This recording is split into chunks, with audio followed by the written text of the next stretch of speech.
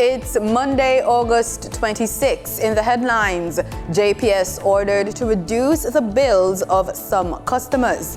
In business news, JMEA is asking for the BOJ's interest rates to be cut to 5%. Regionally, Belize and Taiwan signs MOU for Men's Empowerment Project. And in sports, the young Reggae Boys lifts the Caribbean Football Union Championship Cup. This is the news on PBC Jamaica. I'm Simone Absalom Gale.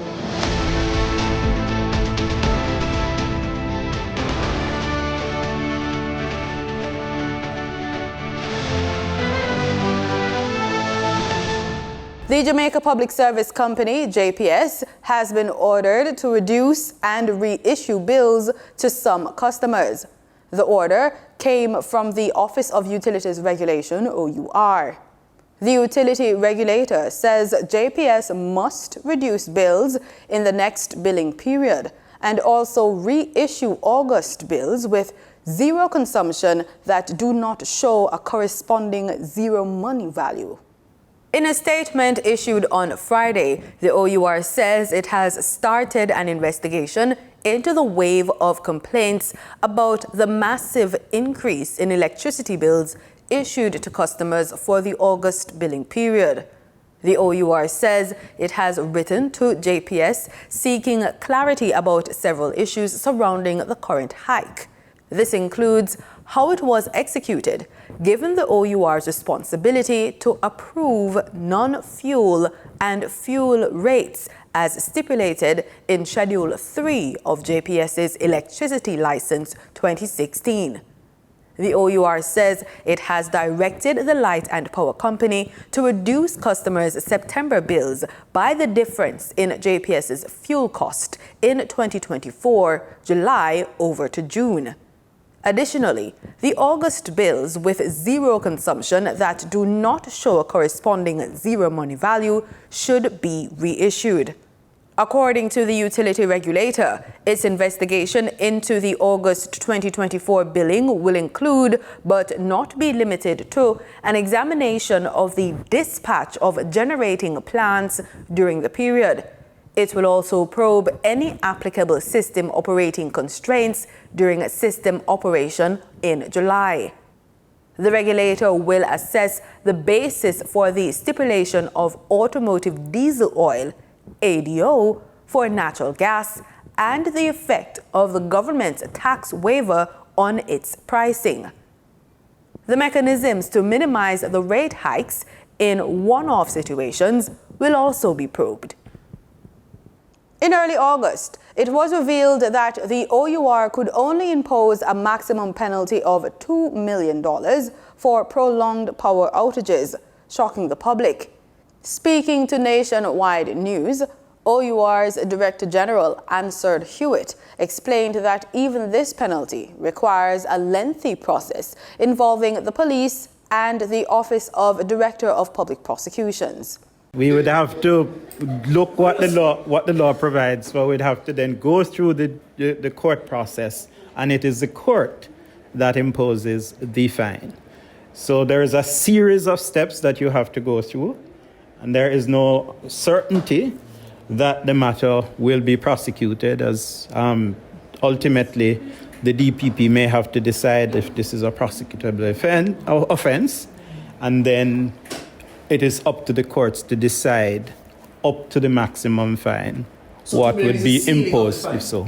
The OUR Director General revealed that the entity has been unable to fine JPS through the courts, as the utility company has challenged every notice since 2016.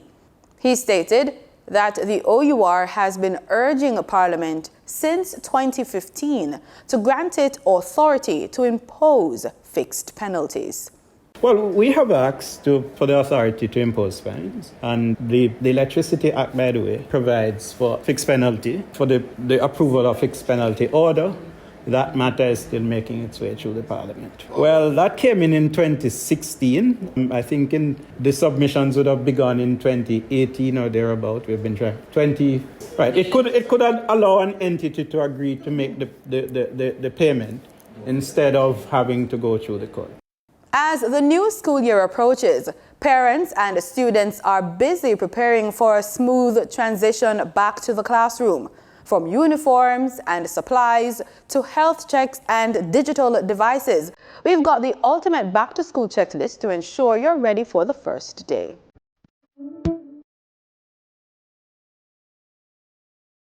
If your child will be wearing uniforms or shoes from the last school year, check if they can still fit. You don't want to be caught off guard finding out they're too small the day before school reopens. Next, check their immunization card to ensure your child is up to date with the required shots. If not, now is a good time to get this done.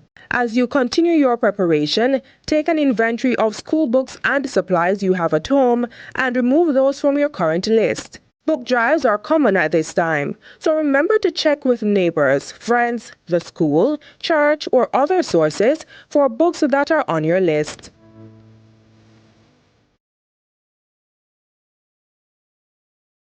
To avoid being overwhelmed, do your shopping in two parts. Uniforms, shoes, and any other clothing items could be done one day, while books and other stationery supplies could be done another. If you're reusing school or lunch bags, wash them ahead of time and ensure the zippers are working.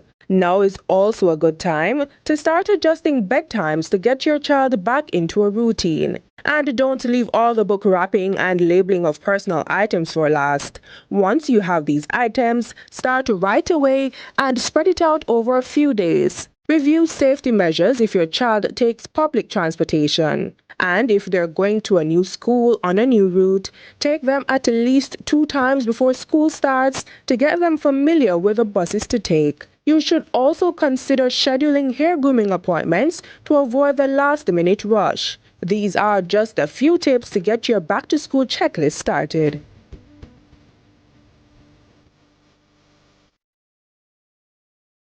It's a race against time at the YIS High School in St. Thomas. The school's principal, Mr. Mark Mulvar, says the facilities are facing a challenge with repairs and lack of teachers. According to the school's principal, the facility suffered some damage during an earthquake in 2023. Because of that earthquake, then the entire Block C had to be shut down. Block C houses the main bathroom facilities for students, as well as the one department, a TV lab, and the tuck shop and canteen area. He says the canteen and tuck shop were eventually reopened following an inspection by the authorities. However, we had to get support from the ministry to procure portable toilets to help to alleviate some of the traffic that was going to our other bathroom facility that was located on the upper school block. He says the cost for the repair to Block C was tagged at $19 million and a contractor employed. I believe that the cost to effect repair and renovation to Block C is somewhere in the region of about $19 million. Work is on in earnest. The contractors have really been working overtime to try to complete the job in time for the commencement of the new school year. I am confident that all things being equal, certainly Block C will be up and running for September. Mr. Malaba said his team is being hampered by lack of funding and that will affect the preparation for the start of the new school year. But we are doing the best that we can with the little that we have. There are some fundamental issues that the ministry must address from a system-wide perspective in terms of funding of our schools.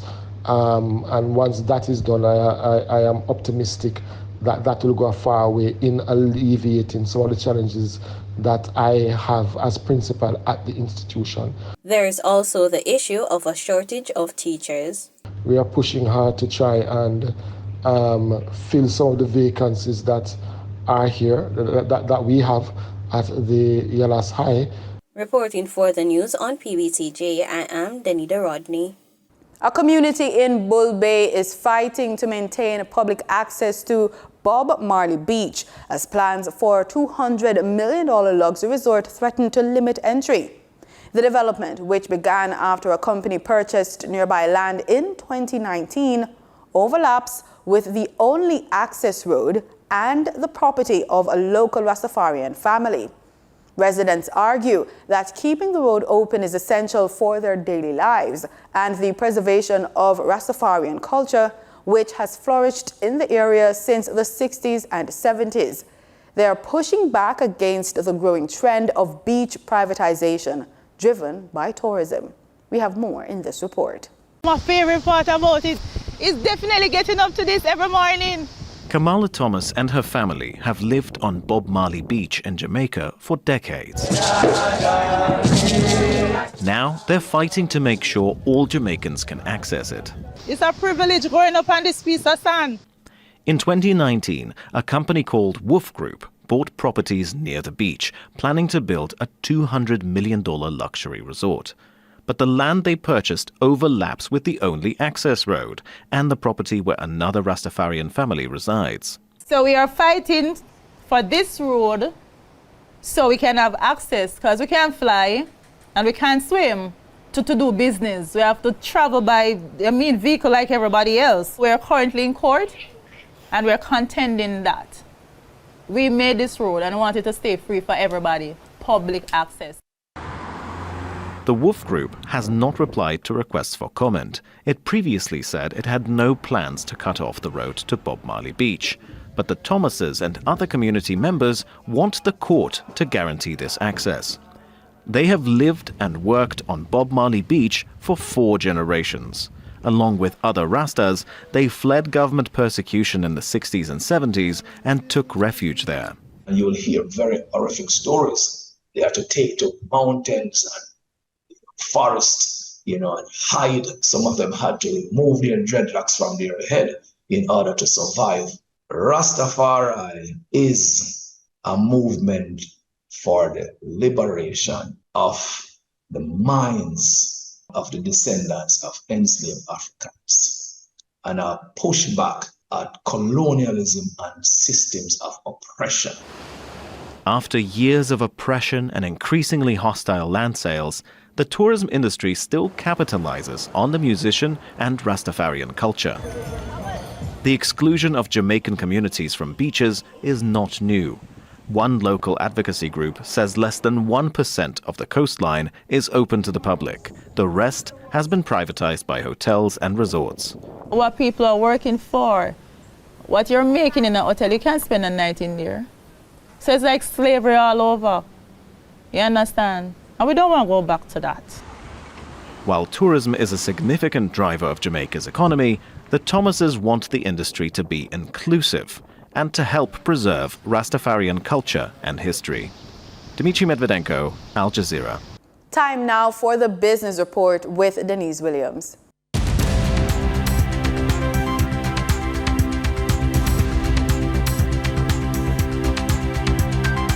Good day, everyone, and thank you for joining us on the Business Report. I'm Denise Williams, your guide to the latest happenings in the world of business.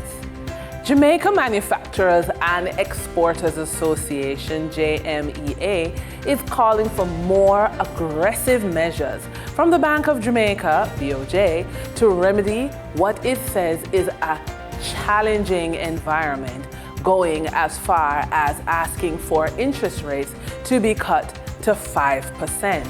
The Business Lobby Group, referring to the BOJ's decision to reduce the benchmark policy rate by 25 basis points, down from 7% to 6.75% per annum, said the move is a positive sign.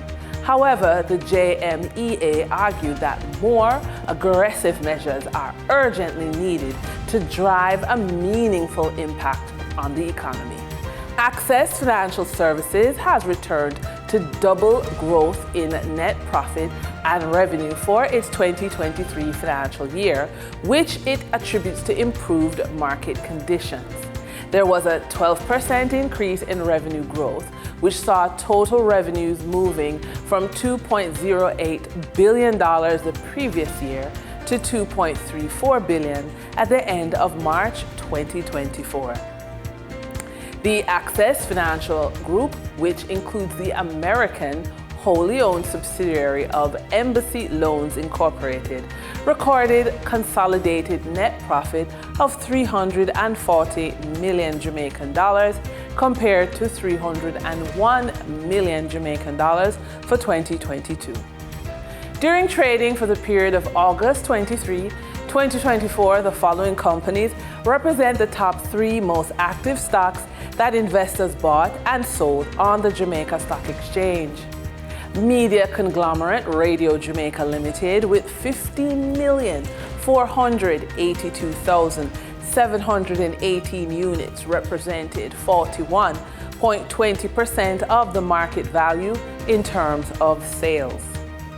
Investment firm Sagicor Select Funds Limited Financial with 8,696,831 units represented 23.14% of the market value in terms of sales.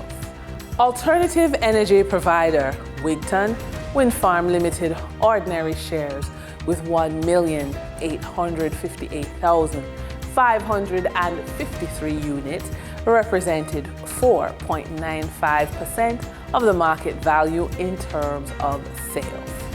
Moving from the money moves of investors, executives, and companies on the stock market, we turn to the Forex market.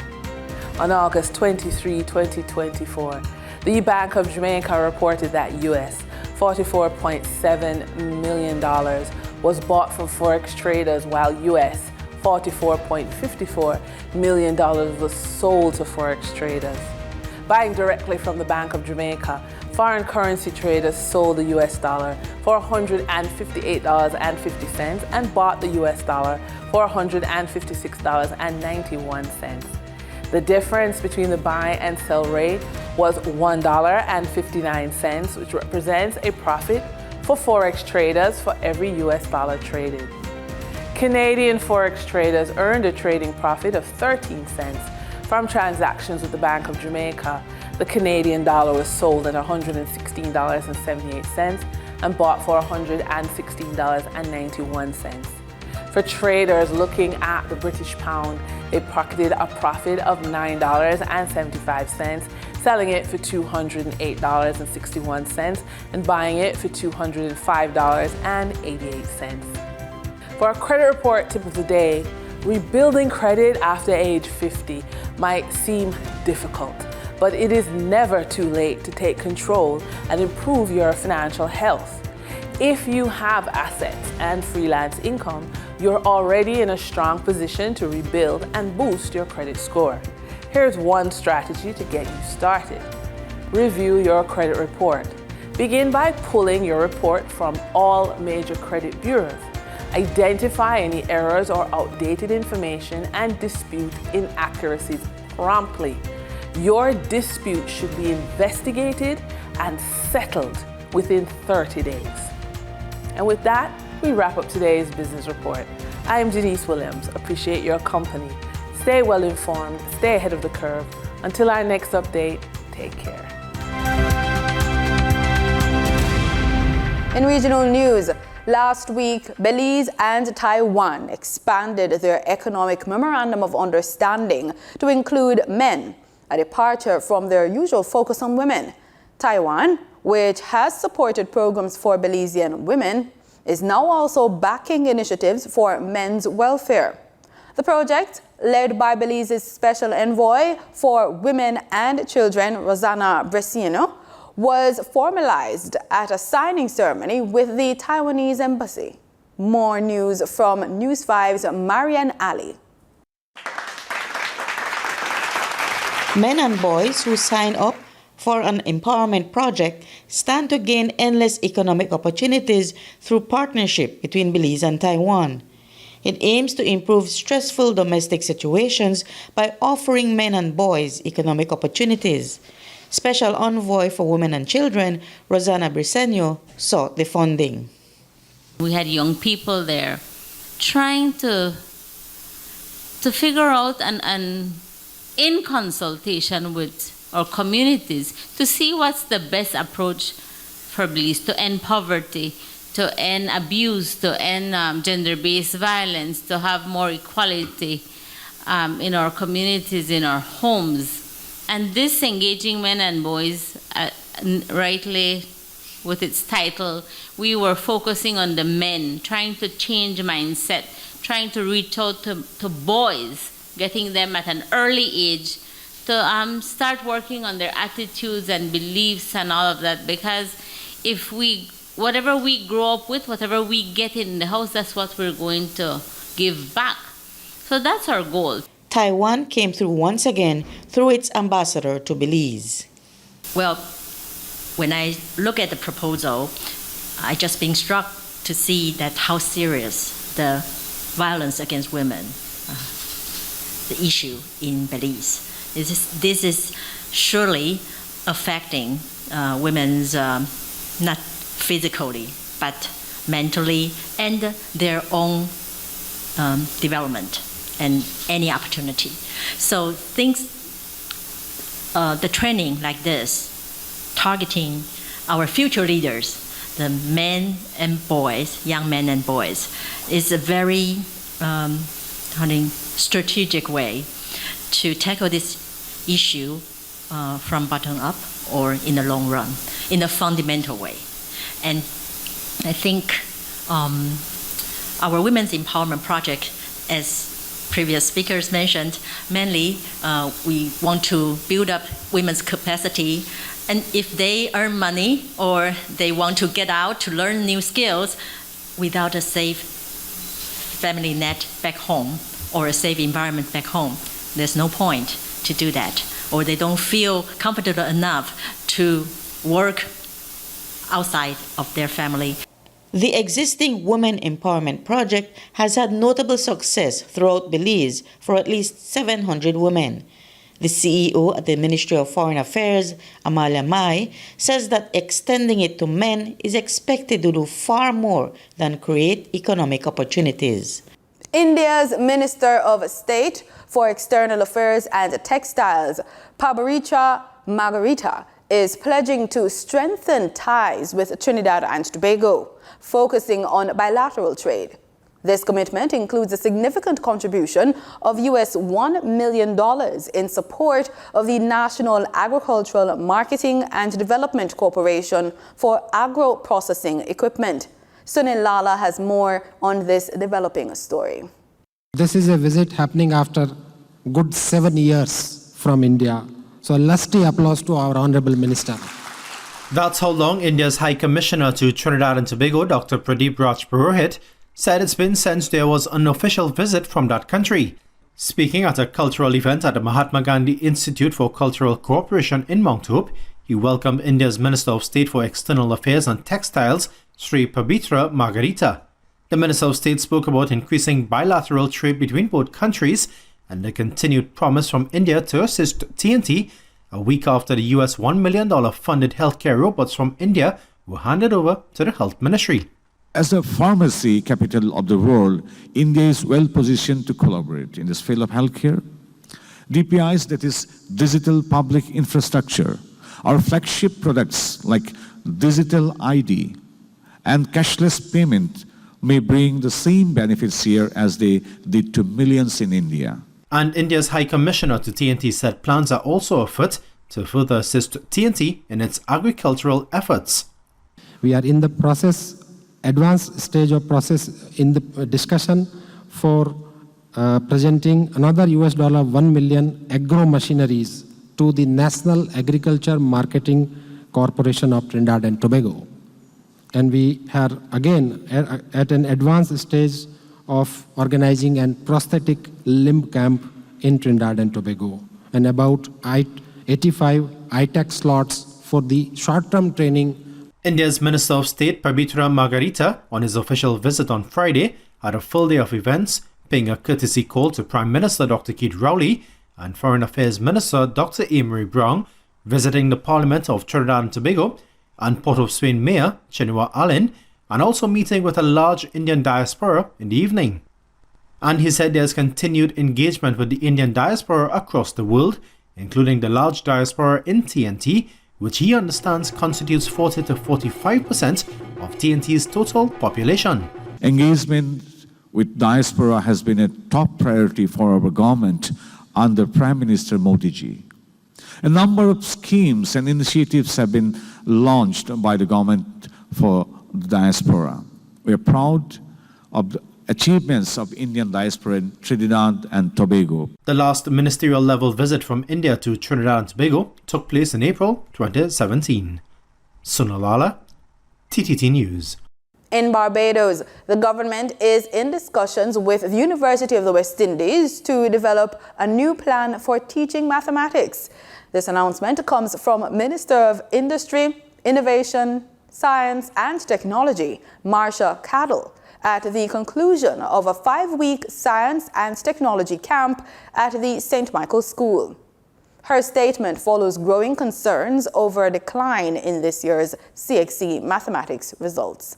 Campers of this year's inaugural Ministry of Industry, Innovation, Science and Technology's Science and Technology Summer Camp are officially scientists in training. At the end of 5 weeks, the children have learned many elements of science. They showcased their new talents for parents and well-wishers, including Minister of Innovation, Industry, Science and Technology, Marsha Cadell. She's underscored the need to have such learning environments to drive new ways of teaching. And with education transformation on the horizon, she says this will give the pipeline for much-needed scientists. More and more we realize that in order to have a competitive economy, we need to teach people and grow citizens who know how to create, who know how to find gaps in the market and fill those gaps. And this is one of the things that we hope that this camp is able to do. We saw recently that the Caribbean Examinations Council had some things to say about the scores in mathematics. And we think that there is a tremendous role for camps like this and for third sector organizations and for not just the Ministry of Education and the government and the formal education institutions, but for all of us to have an interest in how we teach science, technology, engineering, and mathematics. Additionally, Ms. Cadell says in everything, scientific standards are needed, and initiatives such as this camp show a need to bolster the curiosity and creation of things. From our perspective in industry, innovation, science, and technology, we also want to make sure that we have targeted learning. So the broader education system will do its part, but we also want to make sure that we are offering the kinds of courses and what we call micro-credentialing for people who may not want to sit in a university for 3 or 4 years. But I always say to people, you have to learn how to do something. But I keep saying to the young people in this community and across Barbados that you have to be able to prove that you have learned well how to do something. The minister says gone are the days of an exclusive classroom approach to learning and suggests people should take up the many courses on offer online. Rachel Agard, CBC News. In sports, we put the spotlight on football. Jamaica's young reggae boys won the Caribbean Football Union's Under-14 Tier 1 Challenge tournament on Sunday. The boys thrashed French Guiana 7-1 in the final, played at Dwight York Stadium in Trinidad on Sunday. The young boys stormed back from a halftime deficit and beat the French Guiana team in a dominant second-half display. It was Jamaica's 6th win of the tournament, throughout which they scored 25 goals and conceded just 2. One against French Guiana and another in the semi-final 3-1 win over Puerto Rico on Friday. And that's the news on PBCJ. You can follow us on our social media platforms at PBCJamaica. Thanks for watching.